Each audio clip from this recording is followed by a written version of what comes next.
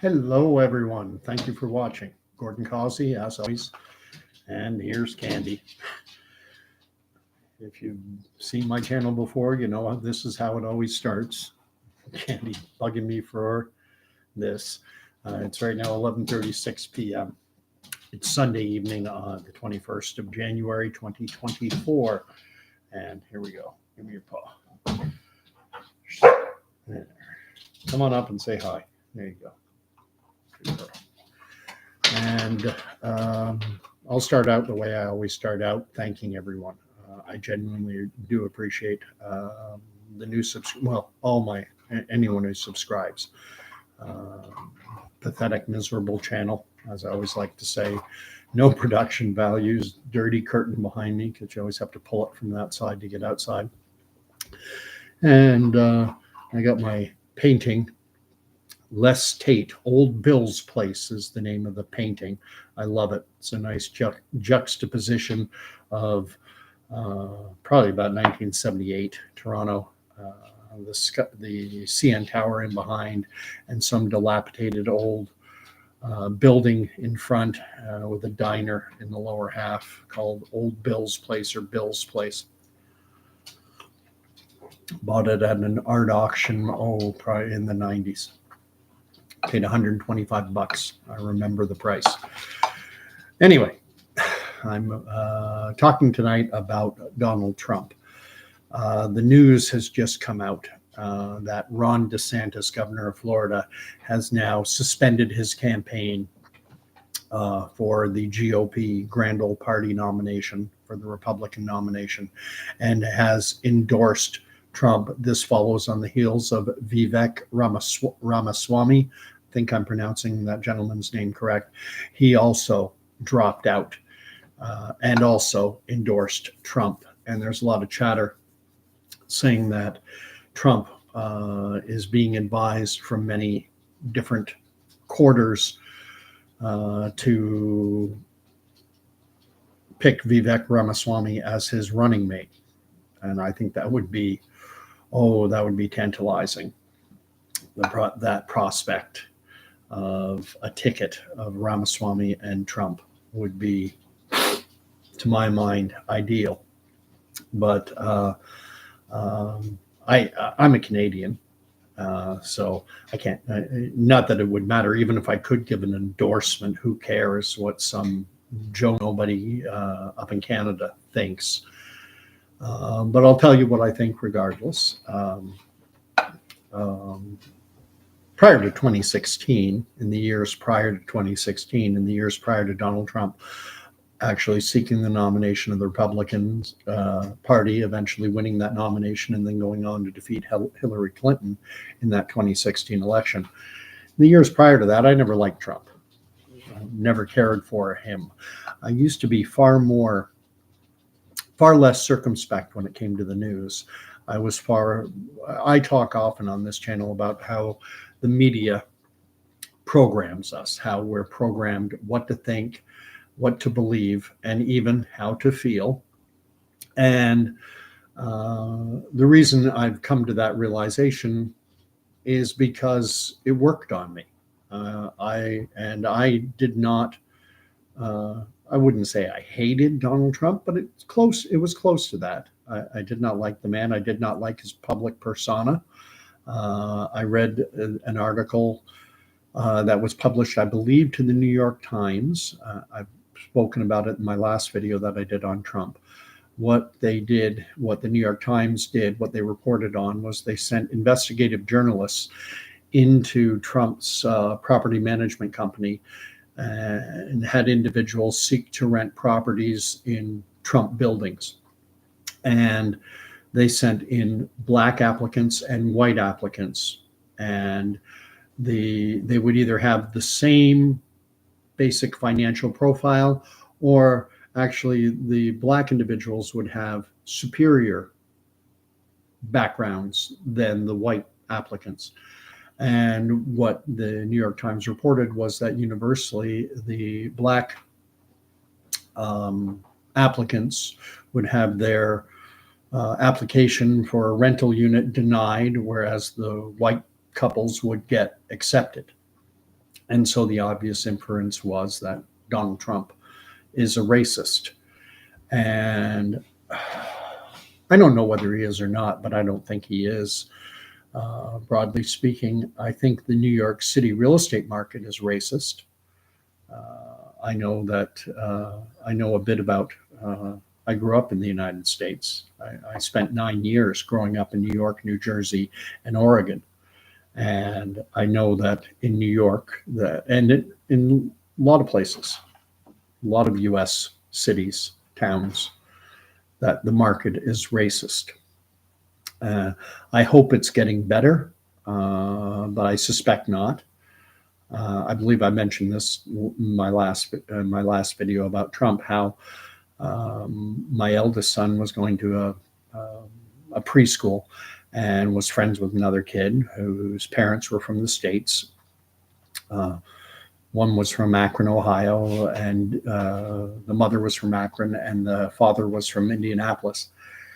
And Dave and I became, I wouldn't say we were great friends, but we were friends. We played golf together and things of that nature.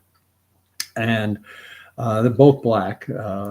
And the mom, I'm hesitant to use their names because the mom's name is very unusual. It's not a common name. The father's name was Dave, a very common name. And Dave and I, we hit it off, very simpatico. And we went playing golf, and I loved the house that Dave and his family had in Pickering. It was gorgeous, and I commented on how much I liked it when we were playing golf one time. And Dave said, he goes, "Oh, thanks. I love it too. It had 5 bathrooms." And he said, "I got a bathroom for almost every day of the week." And I said, but then he said to me I didn't know if we could, I didn't know if we could live there when we were looking. And I went, I said, "What do you mean?" And he said, "Well, down in Indy," which is what he called Indianapolis, "down in Indy, I can buy any house I want, but I know that in some neighborhoods that there'll be a pickup truck with 5 angry white guys sitting in the flatbed."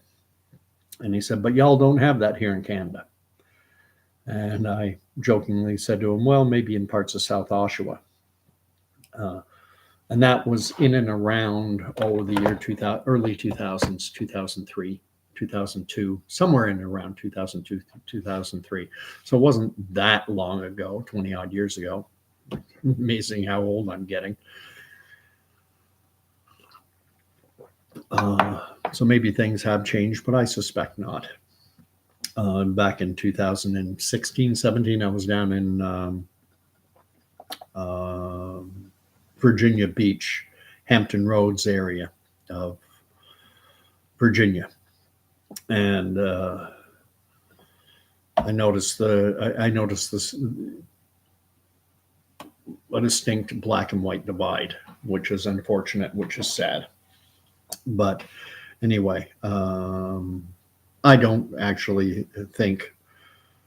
I think Trump is an egomaniac on steroids. I think he has a lot of character flaws, but at the same time, I think he did a lot of good things during his time as president of the United States, 2016 to 2020. Number one, he I'm repeating a lot of what I said in my last video, but number one, he canceled the Trans-Pacific trade deal that Hillary Clinton had referred to as the gold standard. Number two, he withdrew troops from Syria. Number three, his administration helped broker the Abraham Peace Accords between Israel and neighboring Islamic Arab states, United Arab Emirates, and I think Morocco as well. I know I'm missing some. So broadly speaking, and the economy, of course, down to the United States until COVID came along, was going gangbusters. So I thought no major wars started, something that I don't think had happened under, you'd have to go back to Jimmy Carter to find a president under whom the U.S. was at, broadly speaking, peace. And again, bringing troops out of Syria. If Obama had done that, they would have had a ticker tape parade in New York, but Trump does it, and it was a horrible thing. The only thing is, I don't think he's going to have a cakewalk to the nomination, because I think this Nikki Haley is the preferred choice of the establishment, what Trump would call the deep state. I applaud DeSantis and Vivek Ramaswamy for bowing out of the race, because ultimately it's bigger than them, what's going on in the world. And the biggest advantage I have in viewing Trump in a positive light is that I don't think he's owned or is ownable. I think he's his own man, right or wrong. I think he's his own man. Biden, I don't think he knows who he is anymore. The man cannot complete a sentence. I do not think he's 3 or 4 French fries short of a Happy Meal. His elevator doesn't go all the way to the top. Pull out all the old euphemisms you want. My one big complaint about Trump is I hate the way he tries to take credit for the vaccine. Everyone who's watched my channel before knows my opinions on the COVID vaccines, but Trump wanting to always cast himself in the best possible light as the perfect guy, says, well, the COVID vaccine saved millions of lives. Of course, that was done under my administration. That was mine. But I don't get any credit for it, but that's okay. That's okay. I never do. And, I don't like the man's personality. But if I were an American, if I had the chance to vote in a U.S. election, if I could vote in the primary, if I lived in New Hampshire, I would be voting for Trump as the Republican nominee, and I would be voting for him in November. I do think he's going to win, but I think goodness knows what is going to be thrown at us. The way things look right now, I think he's going to win. If the vote was held today, he would win. I think he won in 2020. I think the mail-in ballots were fraudulent. That's my opinion. I can't prove it, but it's what I believe. I think January 6th was a cock-up. I think that it was weaponized against him. I don't think that was an insurrection. That would be like having an open house and then saying that the people who came to your open house engaged in a home invasion. Were there individuals in that event on that January 6th day? Was it January 6th or February 6th? I forget. I think it's January 6th. Were there people there who were genuinely trying to overthrow the government? Yeah, sure. I'm sure there were some who that's what they were there and that's what they wanted to see happen. There's never a snowball's chance in hell of it ever coming to pass. There was no way that there was ever going to be an overthrow of the government. But, the security tapes that were released to the press that have now been widely disseminated showing, that shaman, the guy wearing I don't know whether a buffalo head or whatever he had on, being escorted around by Capitol Hill security forces. I mean, come on. And now that guy's rotting in jail. And guy's maybe a little mentally unhinged, maybe not the sharpest knife in the drawer, but does he belong in jail? Come on. And I think it's going to be an interesting election because it struck me that they threw everything, including the kitchen sink, at Donald Trump in the 2020 election. And ultimately, it didn't work. He got more votes than any sitting president has ever gotten who running for re-election. And I genuinely believe they simply printed off enough ballots to put him over the top in key battleground states like Indiana, Pennsylvania, Minnesota, Nevada, Ohio. There are certain states that are the battleground states. Everyone knows the Democrats are going to win in California. Everyone knows the Republicans are going to win in Texas. Valiant Thor is writing, what's scary is saying things which are completely true, but they cause you to distrust your government is now considered terrorism. I want to read that again. Saying things which are completely true, but they cause you to distrust your government is now considered terrorism or treason. Um, you know, should Americans trust their government? I mean, I can go off on a whole different tangent here, but history shows they should not. Look at the Gulf of Tonkin incident during the Vietnam War, when a minor little skirmish between U.S. advisors who were in Vietnam was blown up into a major incident, the Gulf of Tonkin incident, and that was used as justification for Lyndon B. Johnson, then President of the United States, to send a huge surge of servicemen to Vietnam, which resulted in over 50,000 American soldiers being killed. And, you know, the lies over that war, the propaganda coming out of the United States was that the term they used was the domino effect. They said that if North Vietnam wins the war and takes over the South, and then Vietnam becomes totally communist, then it'll be just the first of many dominoes, and you'll see Singapore and Malaysia and the Koreas and, you know, all these countries, the entire Southeast Asia is going to go communist. Never happened. It was a lie. Valiant Thor is saying, if you say something true about the previous sickness, you can still face consequences. It doesn't make sense. Nothing makes sense in today's world. But then again, getting back to what I said earlier about how I've woken up, you know, over the course of my lifetime, you know, and it's especially true over the past few years. I mean, it started on 9/11. When so much of the reporting, so much of the things that were being said about that event just didn't line up, just didn't make sense to me. But then, and I was, you know, I'm born in 66, 2001. So, you know, I'm early 30s when that happened. And my eyes were wide open to everything that went on. I remember that evening was sitting watching television and watching Donald Trump, or not Donald Trump, but George W. Bush sitting in Booker T. Elementary School. And Andy Card, who was one of his advisors, leaned down into President Bush's ear and whispered some words.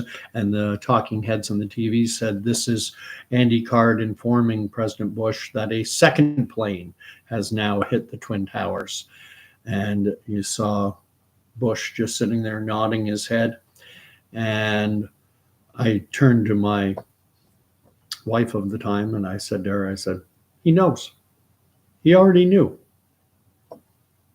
There's another incident from the 1970s that I think bears repeating in the context of the coming election. I'm going to go all the way down to South America, to Chile. But before I do, I'll read, I've got the Arctic Bunker is writing, is there a war they haven't lied about and gotten us into with propaganda? Too few people know about Gulf of Tonkin. Heck, kids these days don't even know what Colin Powell said. I believe what the Arctic Bunker is referencing is Colin Powell during the second Gulf War.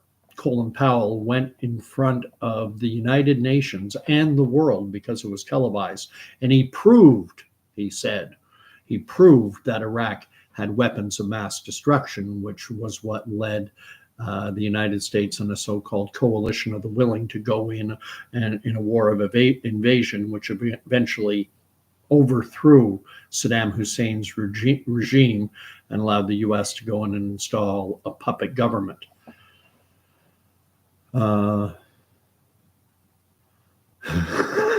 Valiant Thor says the fact that the people who would be locked up in a padded cell 15 years ago are now holding important political position in society is horrifying. I don't know the guy's name, but he's a naval officer who dresses in a woman's uniform. I think his name is Rachel. I don't know what his former name is. I think that's his new name. And then there's that other guy, the kleptomaniac, who with the bald shaved head. And these are senior members of the Biden administration. The naval officer is Undersecretary of Health. I mean, an obese man dressing up like a woman is, Undersecretary of Health. You talk about a country that's gone off the rails, and I'm speaking as a Canadian. We're even more off the rails. Please don't take exception, my American friends. Canada's worse. You look at what's happening to Dr. Jordan Peterson with the Ontario College of Clinical Psychologists, or whatever the governing body is over his profession. They're going at him because they don't like his political opinions. And it's insane. Arctic Bunker is saying weird times. The thing I wanted to reference back to was there was an election in the 1970s in Chile, in South America, and the individual democratically elected was Allende, Allende, I think is how you spell his name, and it's pronounced Allende. And Henry Kissinger famously said that the stakes were too high for it to be left to the democratic process to decide who the president should be. And so the U.S. engaged, you can verify this, the U.S. engaged in a coup d'etat. They overthrew the Allende government and installed General Augusto Pinochet. And Pinochet had a junta, a secret police, and people would disappear into the night, especially women. And it was brutal. But the Americans, and I think Henry Kissinger was just the mouthpiece of, Trump calls it the deep state.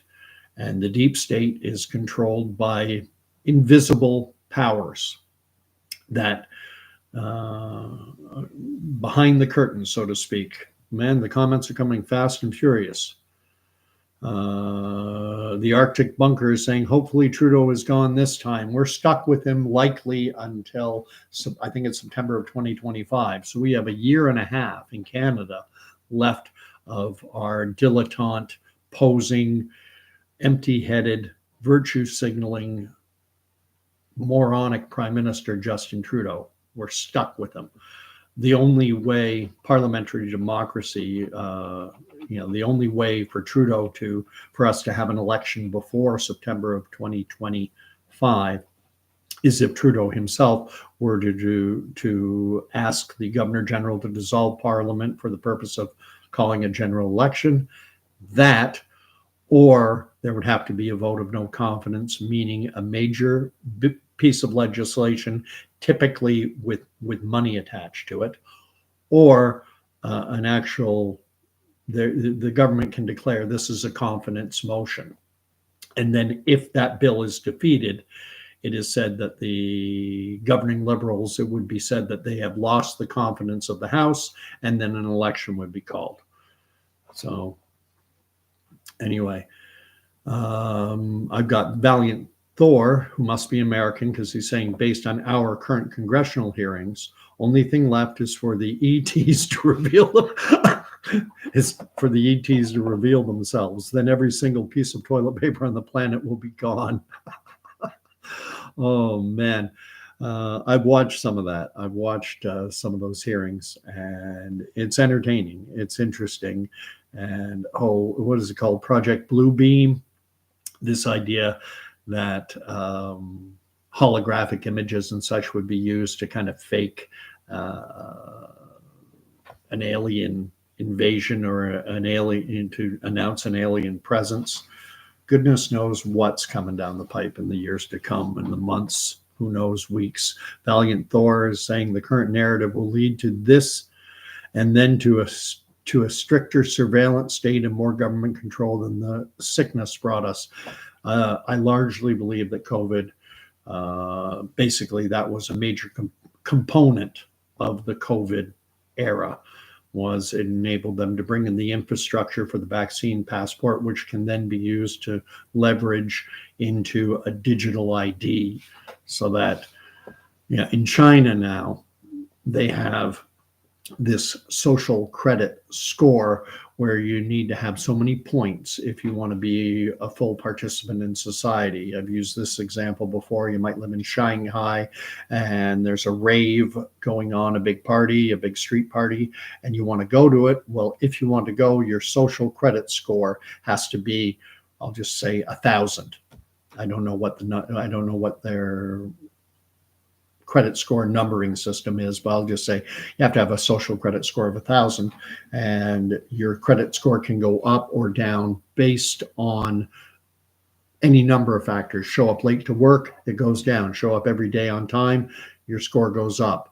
Jaywalk, and it goes down. If you express the wrong type of opinion in social media, then your score goes down. If you say the right things, then your score goes up. And it's not, we're used to in the Western world, in capitalistic societies, it's money that determines your ability. The more money you have, the more money you're able to accumulate, the greater degree to which you're able to participate in society. You have more money, you can go on more vacations, you can go dine out, you can do these things. In China, it's based on social credit score, and their 5G surveillance network is so intense in populated areas in cities like Shanghai or Beijing, that they can identify you right down to your walk, your gait. And being ex-military, that's something I learned on night exercises. You learn who individuals are just by the way they walk. I could tell when someone was approaching and it's completely black. You can't see them at all. You can't even make out their height, but you maybe can make out their step.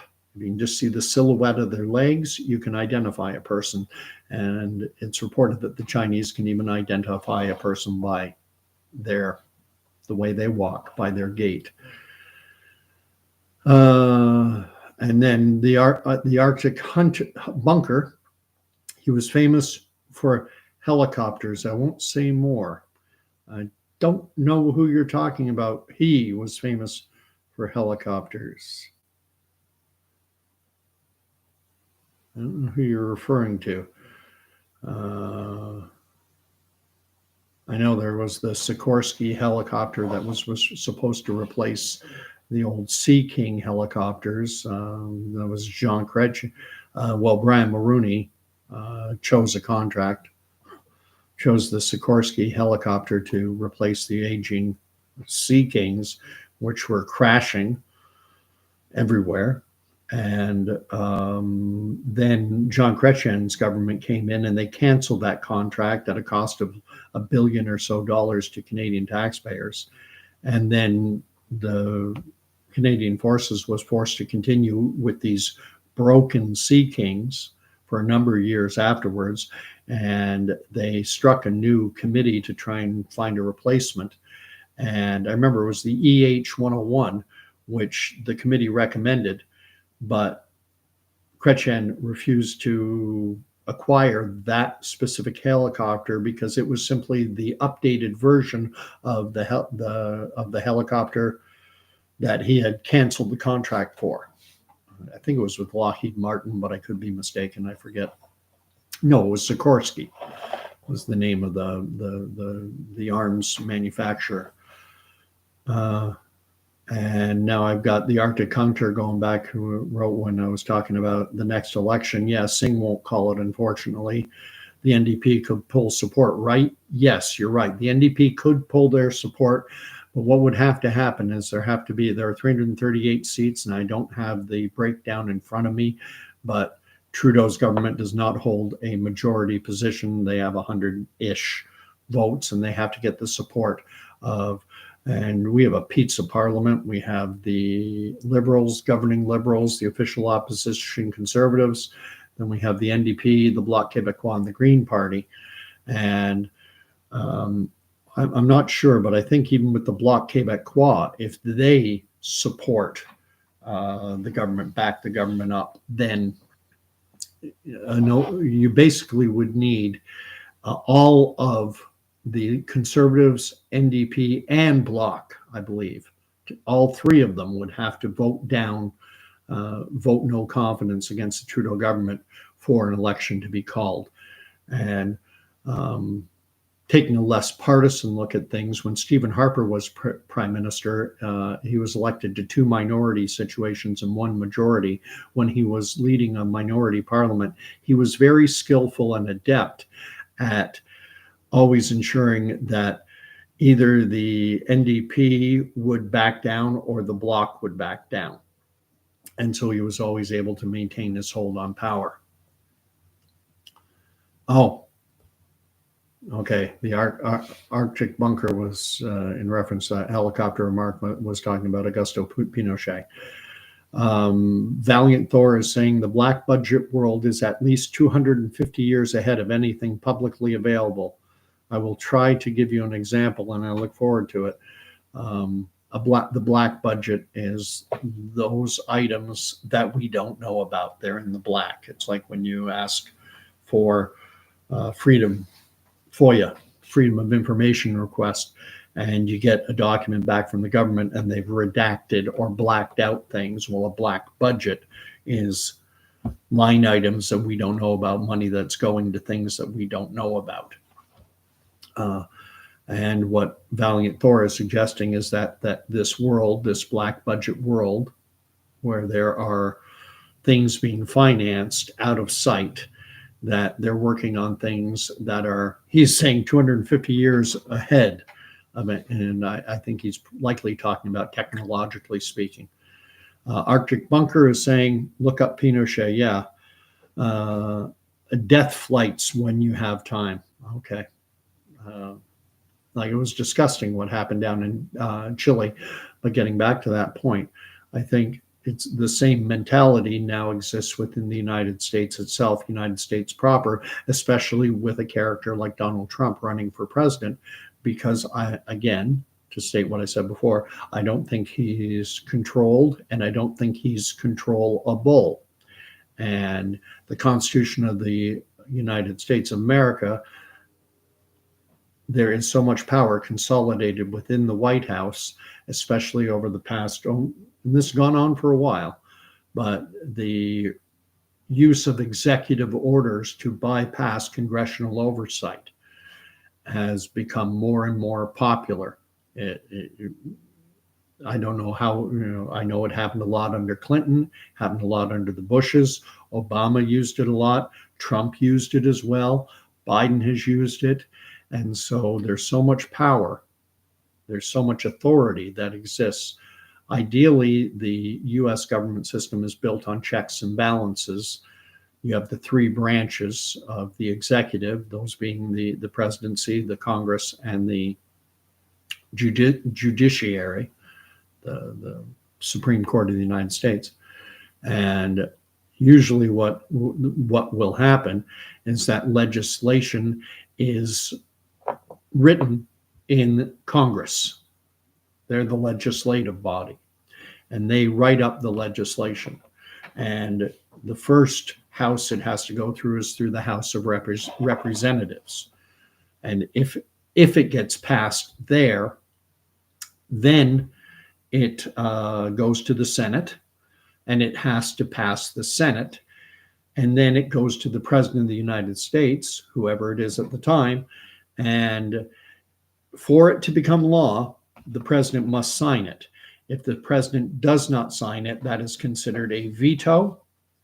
and the legislation dies. At that point, it goes back to the Congress. The Congress is the House of Representatives and the Senate combined. It goes back, and they can override the presidential veto, provided they get a 2/3 majority, 66 point whatever percent, a 2/3 majority vote. Then they can override the president's veto. But the dynamics of politics in the U.S. make a 2/3 majority pretty much impossible. Not impossible, but damn close. The Arctic Bunker is saying, look up Pinochet. I read that. Valiant Thor said, when a brilliant mind has a thought, intention, or idea in their brain with magical insights that are world changing, the black budget world already knows. We have technology at that level of spyware. I've read some books by Michael Crichton. I think he's the writer of Jurassic Park most famously. And nanobots. I think that we are given, we the schlubs, the great unwashed, we're given little glimpses into this world. Dan Brown's books. Dan Brown has written The Da Vinci Code, most famously, Angels and Demons, both of which were made into movies. Deception Point. The Lost Symbol. I've read all of them. And the one I need to reread because it's so pertinent to what's happening now, or what happened since 2000, and what is continuing to happen now, because there's a lot of references to AI, artificial intelligence, in it, is the book Inferno, referencing Dante's Inferno. And interestingly, there's a lot of talk about death masks in it. But I don't remember that book well enough. But I get the impression that, books like those put out by Michael Crichton, The Swarm was one, SWARM. And that one talked about nanobot technology and the technologies that our governments have. I don't think Valiant Thor is not talking out of his ass. Maybe he's exaggerating things, but I don't think too much. The degree to which there are technologies that have been developed that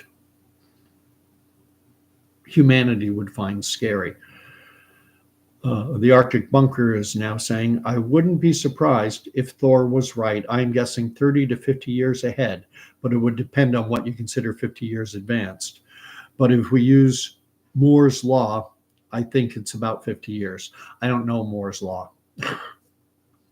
So if you want to expound on that Arctic Bunker, please do, because you hit me with something I'm not familiar with.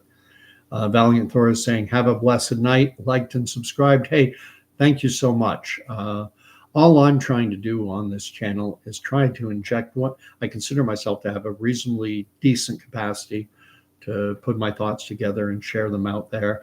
I'm not controlled. I'm just a Joe Schlub, nobody, pathetic little YouTube channel, no production values.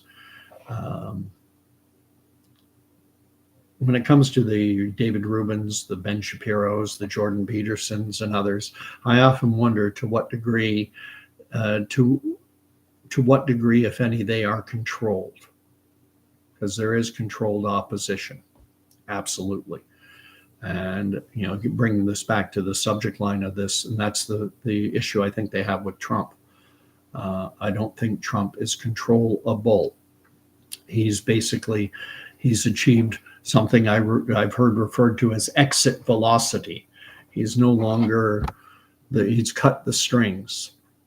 I'm going to finish up reading what's been said. So Valiant Thor, appreciate the likes, appreciate the subscriptions. I got the Arctic Bunker saying a double LOL Thor. That was spot on. Oh, wait, I missed one. Valiant Thor said, by the way, the White House is officially the most expensive nursing home. In America, yes, double LOL from the Arctic bunker, and I echo that. Excellent comment, Valiant Thor. Is that your own? Is that original? Oh, the most expensive nursing home in America. Oh, Joe Biden. Jeez, I couldn't stand him when he was vice president, and it's hard to hate him now because he's just so addled. He's just so not there. Arctic Bunker is saying, oh, yeah, he's giving me Moore's Law, states the observation that the number of transitions on computer chips doubles approximately every 2 years. Sometimes 1.5 is known as Moore's Law. Thank you. I've mentioned it on this channel before. I'm not the most computer literate person in the world. It took me forever to figure out a way to do a video while sharing my screen so that I could comment. I was doing one on Israel and talking about the fact that the mandate for Palestine was started in 1920.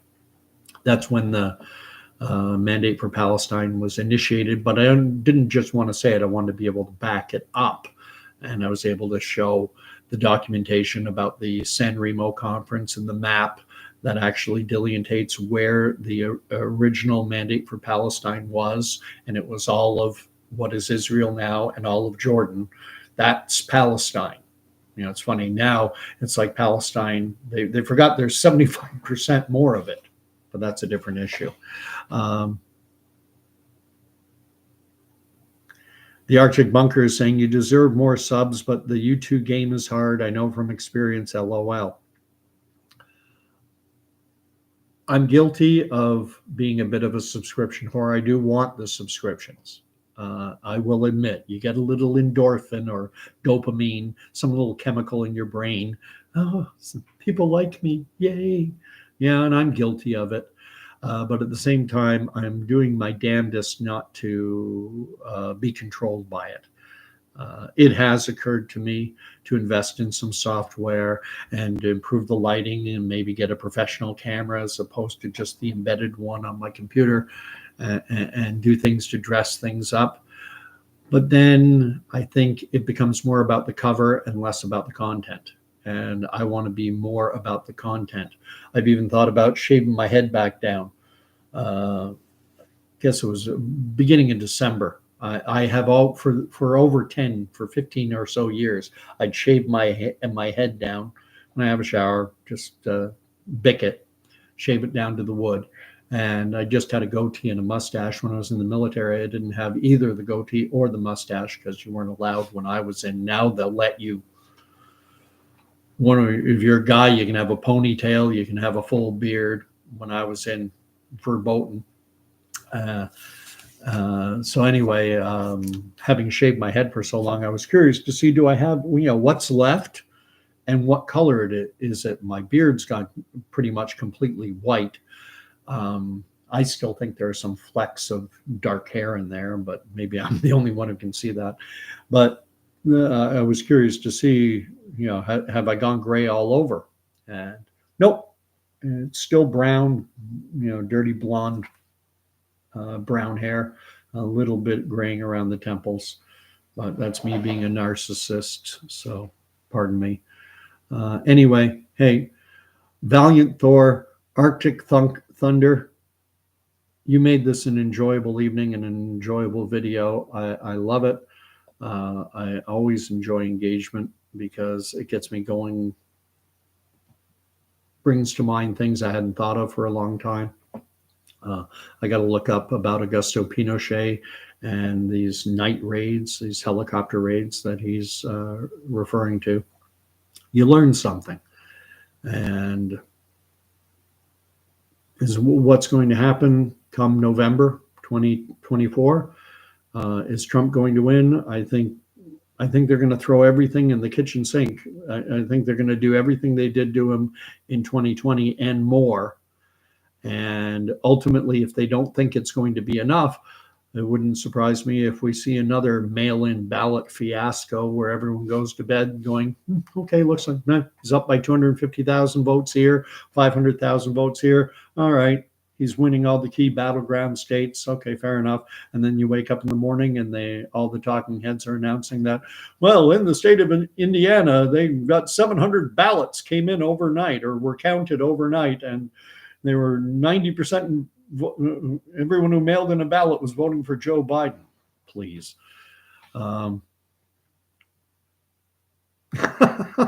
And Arctic Bunker found out that it was YouTube who told them I was live. Anyway, oh my God. It's scary what goes on in the world, what Arctic Bunker just wrote. Scary. The world is an ugly place a lot of the time. The next video I'm going to do, might be tomorrow, might be the day after. I'm going to do a video talking about, I'm a Christian. I mention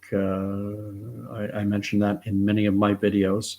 I'm respectful for those who don't share my faith. I understand the challenges. I haven't always been a Christian. I struggled with it for a very long time. But I want to talk about a godless world, what a godless world looks like. And I think we're finding out what a godless world looks like. And I'll go into that into more detail. I've been thinking on it for the past few days about what I will say. And I want to ruminate on it some more. But I think, so much of the troubles that we're seeing, especially in the Western world, are a direct result of our abandonment of any pretense, even, of faith in a higher power. And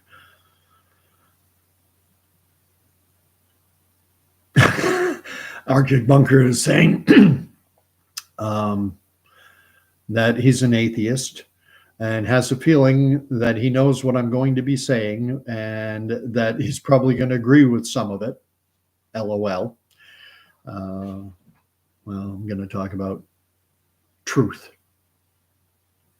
And for me, when you try and put a definition on what is God, atheists who like to build the straw man argument will say, well, you believe in the invisible man in the sky, as if that's every Christian's concept of what and who God is. And it goes so much beyond that, and trying to, I'll do a little bit right now. I mean, one of my favorite passages in the Bible is in the book of Genesis, where Moses is in Midian with tending to his father-in-law's sheep, herd, goats, whatever, and the burning bush. And one of the questions, or one of the things that Moses says to God is, he says, what is your name? When I go to the people, when I go to the descendants of Abraham, Isaac, and Jacob, when I go to them, they're going to ask me, who sent you? What is your name? What am I to tell them? And I think that question is significant because, to my mind, that was Moses trying to put God into a box. He was trying to say, because names in the ancient world and even now, they speak to the character, the attributes, they describe something. And so, Adamus, first man, Zacchaeus in the New Testament, Zacchaeus means righteous, honest, truthful. So a name would be used to describe. And so Moses was saying, give me a name so I can define you, so I can put you into a box. And God just said, I am. I am that I am. You're not putting me into a box. You cannot put me into a box. And that, I think, is one of the biggest challenges as a confrontation, something that I struggled with, is trying to conceptualize what God is. And so I'm going to be talking about that more in the next few nights. The Arctic Bunker is saying most people can't claim to be atheists due to claims about morality. We'll talk about that on my next video. You know what? I'm going to commit to it. I mean, I'll apologize. I'm just an ordinary guy, and stuff does happen. But I'll commit to doing it tomorrow night at about the same time, around 11:30. Have a good night, and I hope I get the same type of engagement tomorrow. But if not, I'll just ramble and people can watch it later. God bless, and we'll talk to you soon. Thanks for the likes. Thank you for the subscriptions. Talk to you soon.